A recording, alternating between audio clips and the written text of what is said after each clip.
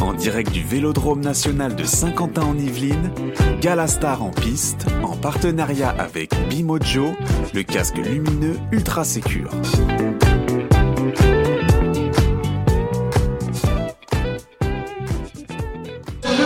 Voilà, on continue, vous entendez toujours Daniel Manjas, on est au Vélodrome de Saint-Quentin en Yvelines, ça tourne, mais il y a quelqu'un qu'on ne pouvait pas ne pas recevoir sur le plateau de Radio Cyclo, parce que c'est un fondu de vélo, il s'agit, mais aussi coureur automobile renommé, Renault Sport, carrière chez Renault Sport sur les Alpines, les Alpinettes bleues que tout le monde connaît.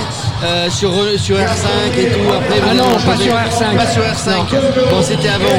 Bernard Darniche. Bonjour Bernard. Bonjour à tous. Bonjour. Alors, Bernard. Bernard, c'est un passionné de bagnole. Une sommité, Bernard Darniche. Il a fait une carrière de 1970 à 85, carrière professionnelle de rallye. Mais depuis l'âge de 14 ans, il est passionné par le vélo. Il est fondu de vélo. Oui, j'ai commencé à courir à 14 ans, en minime, en cadet, puis j'ai suivi jusqu'à l'âge de 23 ans où à cette époque-là, il y avait une catégorie avant les professionnels qui s'appelait les indépendants. Et là, je suis tombé dans la voiture. D'accord. J'ai arrêté le vélo parce que j'ai compris que le vélo, c'était quand même très aléatoire, alors que la voiture, j'ai ressenti que je pouvais faire un truc pas mal. Voilà. Que le vélo, il fallait pédaler surtout. La voiture, il y avait un moteur. Il a ressenti qu'il pouvait faire un truc pas mal.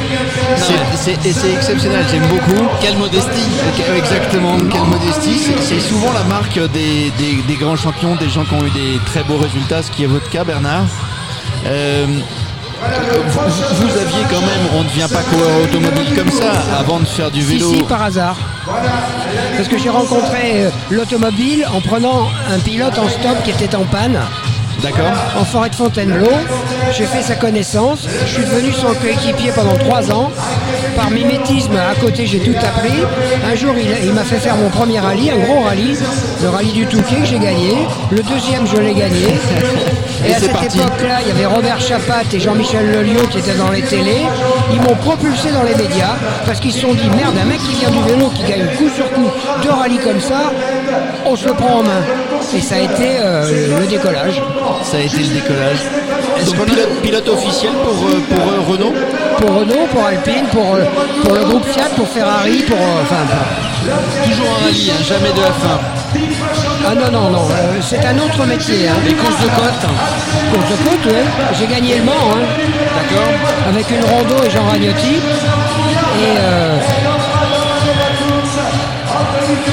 Et je peux le dire quand même, j'ai quand même 87 victoires. Hein. 87 victoires en rallye, Le Mans, etc. Et alors, est-ce qu'il faut le même sens tactique en voiture qu'en vélo? Je pense qu'en voiture, il faut savoir travailler avec les ingénieurs. Les réglages, donc. Ah, c'est plus que ça, parce qu'il y a un problème de pneumatique, il faut travailler avec les ingénieurs. Voilà, vraiment, il faut qu'il y ait une communion entre les ingénieurs et moi je m'en suis bien sorti parce que à l'époque la médecine sportive c'était un mot qui n'existait pas. Et moi j'étais passé par le bataillon de Joinville. C'était la seule médecine sportive qui existait à l'époque. Et j'ai eu la chance que les gens du bataillon de Joinville me gardent quand j'ai commencé à être pilote.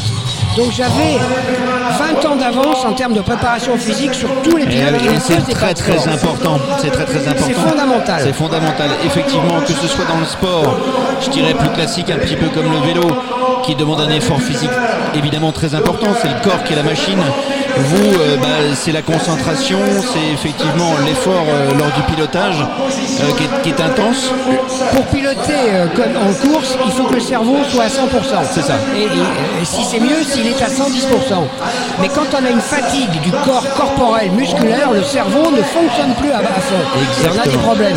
C'est pour ça qu'en fin de course, il y a souvent des sorties de route, des gens qui se virent parce qu'ils ont le cerveau qui est à moitié en panne, quoi. Exactement. Et sur le vélo, vous faisiez du vélo en étant pilote, c'était pour vous détendre, en préparation, etc. Non, moi la course, c'est la course. D'accord.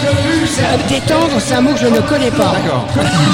Excusez-moi Bernard, Monsieur Darniche, qui quand même maintenant on peut le dire Bernard, maintenant vous avez un peu d'âge, vous êtes un monsieur, mais bon, on sent que vous n'avez pas perdu ce punch, cette envie de gagner. Hein. Demain Demain matin, je serai à Longchamp sur mon vélo, 80 bornes. Ce matin, j'y suis pas allé, il pleuvait, puis j'ai passé ma matinée sur Sud Radio, parce que je fais encore beaucoup de médias quand même. Et demain matin, j'y serai, je fais 80 bornes, je fais grosso modo 10, 12 000, 13 000 par an. Vélo. Je ne cours plus, sauf avec les potes, mais aujourd'hui, être avec Jean-François Guiborel, Claudio Capucci. Est-ce qu'il est là, Claudio? Je l'ai pas vu aujourd'hui. Oui, il est là, on court ensemble. Johan Offredo. Mais pour quelqu'un qui est amoureux de ce sport au plus haut niveau, mais faire du vélo avec ces gens-là, mais c'est le grand bonheur pour moi. Ça doit être un grand bonheur. Les jeunes disent que c'est un grand kiff. Oui, attends, Mais j'avais une question, Bernard. Aujourd'hui, vous êtes beaucoup plus, vous êtes décorrélé de la partie automobile et complètement synchronisé avec la partie vélo. C'est-à-dire que des gens comme moi, je pratique l'aviation par ailleurs, et j'avais connu Henri Pescarolo, qui est un grand pilote d'hélicoptère aussi. Il est beaucoup dans l'aviation, lui. Il est beaucoup dans l'aviation, et j'imagine que Henri, c'est un copain à vous. En tout cas, c'est quelqu'un que vous avez côtoyé. Est-ce qu'aujourd'hui vous êtes copain avec des gens comme Sébastien Loeb par exemple, ou pas du tout? Je lui ai jamais parlé. Vous lui avez jamais parlé? Jamais parlé. Ah, c'est dommage quand même pour deux grands pilotes français. J'ai parlé avec Sébastien Ogier. D'accord. Qui est un garçon intelligent, beau garçon, très très grand pilote. Mais Sébastien Loeb, qu'est-ce que je pourrais dire? Il est sauvage, quoi. Ah ouais? C'est parce qu'il fait pas du vélo. Il ne fait pas du vélo. Alain Prost. C'est un beau pilote comme vous. Alain Prost, j'imagine que c'est quelqu'un que vous connaissez. Ah bah je l'ai mis au vélo, c'est moi qui l'ai mis au vélo. Hein. Alain Prost? Ah bah oui. Ah ouais, d'accord. Il n'y a pas que lui. Hein. Tous les pilotes qui font du vélo, et Dieu sait, il y en a un paquet qui marche. Hein. Je les ai tous mis au vélo parce qu'à un moment, ils se sont demandé pourquoi j'avais une telle densité de résultats. Et après, ils ont commencé à comprendre que je passais plus de temps sur mon vélo que dans la voiture. Voilà, parce que j'avais une condition physique. Je peux le dire, je fais sur mes 78 ans. Hein. Oh là là, bravo. J'ai pas l'impression d'être très décollé du système quand même. Hein. En tout cas, vous avez beaucoup d'humour. On va vous laisser parce que dans quelques minutes, vous partez faire une course sur piste. C'est pas facile la piste. Hein. Un Kering. Bon, allez, on vous souhaite. Je viens ici de temps en temps parce que je suis très copain avec Jean-François Guiborel, puis les autres, tous les gens de l'équipe de France. C'est ma famille le vélo. Et c'est juste ma famille, quoi. En tout cas, on vous alors, deux caractéristiques, on vous sent comme un vrai grand passionné et on vous sent comme un vrai grand compétiteur.